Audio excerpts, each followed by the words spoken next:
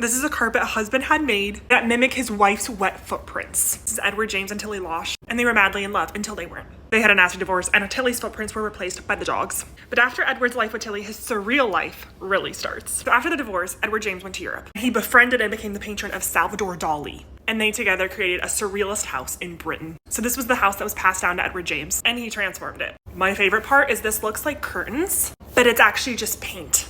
Trompe-l'oeil, fool the eye. The doorway is pink and then just has sculpture there. Even the inside of the house is very surrealist. In addition to Salvador Dali, he was also a patron of Magritte. This is actually by Magritte, and this is Edward James. After supporting all these artists, he ended up going to Mexico. And honestly, I think that is where he lived his best life. He built a whole surrealist house in Mexico and then continued to support Mexican surrealist artists. And he, like some of the best patrons in the world, decided to use his money to support artists who needed the patronage instead of just artists that were fashionable at the time. Because during this time, surrealism was not necessarily a safe bet, but he was clearly just in love with the art.